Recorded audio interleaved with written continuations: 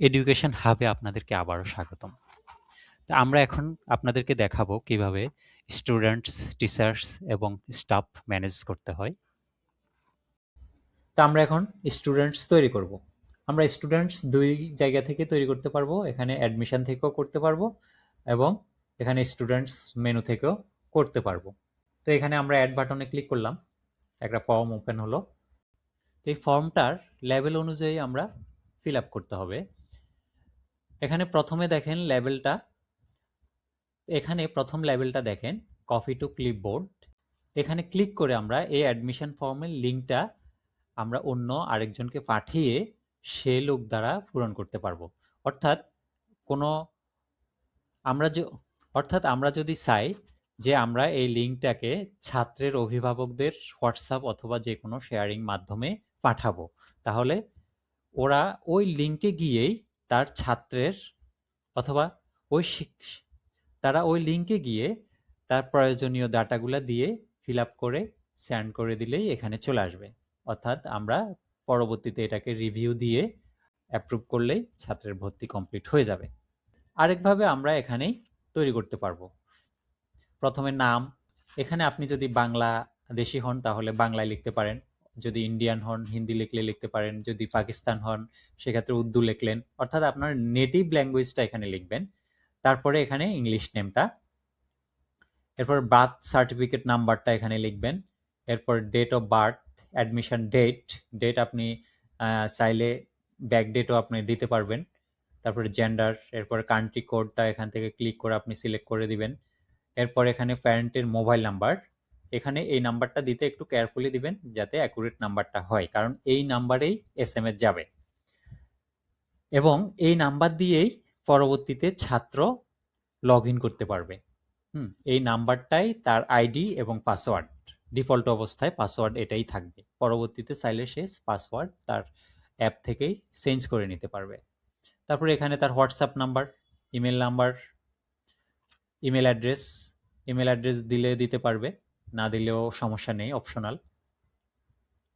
তো এভাবে আপনারা দেখবেন কোন লেভেলে কি চাচ্ছে সেভাবে আপনারা পূরণ করবেন। তারপর নেক্সট বাটনে ক্লিক করে আপনারা এখানে প্রিভিয়াস হিস্টোরি, অর্থাৎ ওই ছাত্র যদি অন্য কোনো প্রতিষ্ঠান থেকে আপনার প্রতিষ্ঠানে আসে তাহলে তার ওই প্রতিষ্ঠানের নামটা, তারপর কোন গ্রুপ বা কোন ক্লাস থেকে আসছে সেটা, তারপরে এখানে স্ট্যাটাসটা দেখবেন। স্ট্যাটাসটা যদি অ্যাক্টিভ দেন তাহলে এটা আপনার সব কার্যকলাপ এখানে শুরু হবে, তার তার ডিউ, তার ফে, সব কিছুর হিসাব এখান থেকে শুরু হয়ে যাবে ওই দিন থেকে। আর যদি ইনঅ্যাক্টিভ দেন তাহলে এটা টেম্পোরারি, এটা স্টোর থাকবে কিন্তু এটার সকল একাডেমিক কাজ চলবে না। তারপর এখানে ক্লাস, কোন ক্লাসে সে ভর্তি হবে সেই ক্লাসটা আমরা সিলেক্ট করব। হ্যাঁ, ক্লাস সিলেক্ট করার সাথে সাথে আমরা ওই ক্লাসের আন্ডারে যদি গ্রুপ থাকে তাহলে গ্রুপ চলে আসবে, ওই গ্রুপের আন্ডারে যদি সেকশন থাকে তাহলে সেকশনও চলে আসবে। তারপর রুল নাম্বার যদি আমরা দিতে চাই এখান থেকে তাও দিতে পারবো। তারপর নেক্সটে ক্লিক করে এখানে ডকুমেন্ট আপলোড দেব।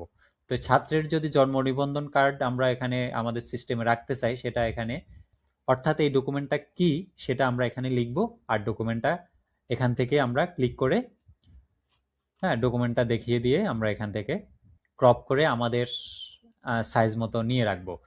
তো এখানে সেভ দিয়ে দিবেন, সেভ হয়ে যাবে। তারপরে সেভ করার পরে অ্যাডমিশন ফর্মের অপশনটা আসবে, আপনি চাইলে এটা প্রিন্ট করে অথবা পিডিএফ স্টোর করে রাখতে পারবেন। তো এখানে ছাত্রটা চলে আসলো। তারপর টিচার আপনারা অ্যাড করবেন ছাত্রের মতোই। এখানে অ্যাড বাটনে ক্লিক করলে একটা ফর্ম আসবে, এই ফর্মে লেভেল অনুযায়ী আপনারা তথ্যগুলা দিয়ে স্টোর করে রাখবেন, হয়ে যাবে।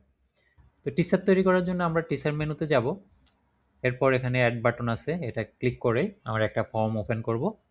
ওপেন করে এই ফর্মের লেভেল অনুযায়ী আমরা ডাটাগুলো দিয়ে টিচারটা অ্যাড করে নেব। এখানে দেখেন আরেকটা বিষয় আছে, ইমেল অ্যাড্রেস এবং পাসওয়ার্ড।